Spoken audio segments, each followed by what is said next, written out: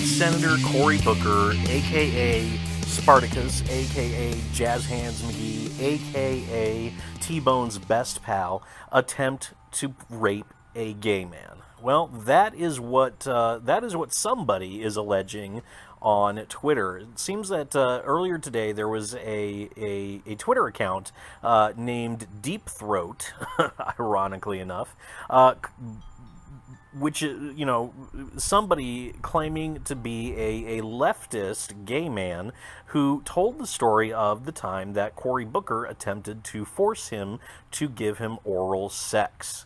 Now, I'm not going to go through the whole story here. It's a fairly long story. I'll give you just the highlights. But essentially, like I said, this was written by somebody claiming to be a gay Democrat liberal man who is actually a very big Cory Booker fan at one point. Now, apparently, the story goes that this gay man met up with Cory Booker at an event somewhere. I'm not sure exactly where. I don't have the report right in front of me. But he met up with Cory Booker and complimented him, told him how much he admired him. Well, apparently, Cory Booker and the man met later in the bathroom, completely accidentally. The gay man was there to do his business, and Cory Booker apparently had other things on his mind. Well, this man alleges that Cory Booker basically cornered him in a stall, began rubbing his crotch, began rubbing up against him, and eventually tried to force him to his knees in an attempt to make him perform oral sex on Booker. Now, the gay man shoved his way past Cory Booker, broke off very violently, he says, told him he had to be somewhere else, didn't see him again the rest of that night. Well, apparently after the whole Kavanaugh debacle and seeing how Cory Booker stood up for victims of sexual assault. Now, regardless of whether or not this man's story is actually true, we do know that Cory Booker, by his own admission, groped a drunk female classmate in college. So the fact that Cory Booker has tried to position himself as some defender of sexual assault victims is laughable. But apparently this man was so incensed by Cory Booker's treatment of Brett Kavanaugh that he decided to try and come forward with his story. Now, he mentions he contacted a couple of journalists, including Ronan Farrow, who apparently blew him off. He also contacted a Republican lawyer as well, who he told his story to, and apparently has given him full support.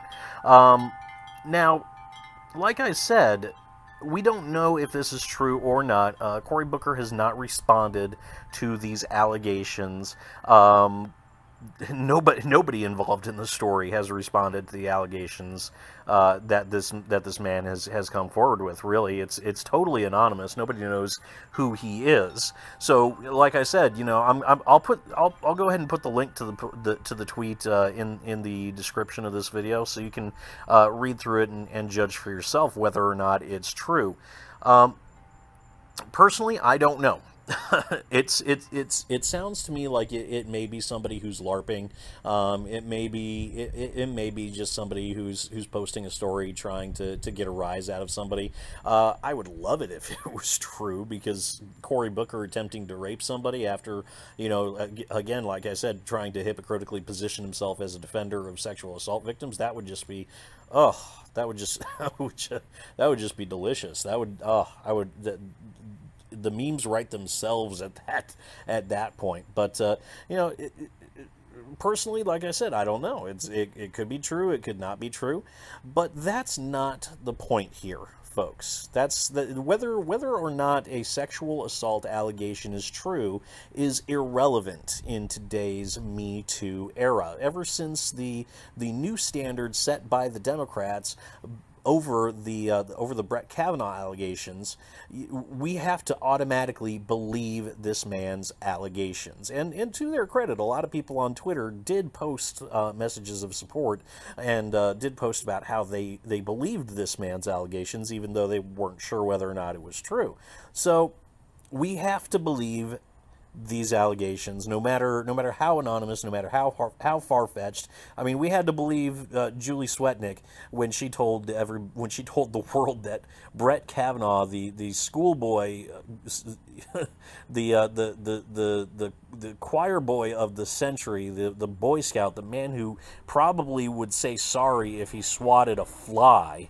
You know, she wanted us to believe that that Brett Kavanaugh was some sort of mastermind gang rapist. So, you know, why not believe this guy? So what do we have to do with this information by the new standards set forward by the left?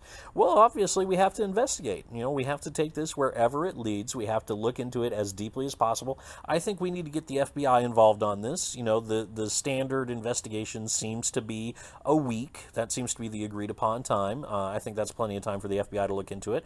Maybe we come back 6 or 7 times, though. I don't know. We'll see. We'll see how the mood how the mood strikes us. But yeah, that is what we have to do, ladies and gentlemen. We have to investigate this. We have to use the full force and power of the FBI, the Department of Justice, the NSA, the CIA, whoever we can, to find out whether or not this is true, because that is the new standard set forth by the left. We have to believe and investigate all allegations and assume it is all true, even if it comes back and bites a Democrat in the ass.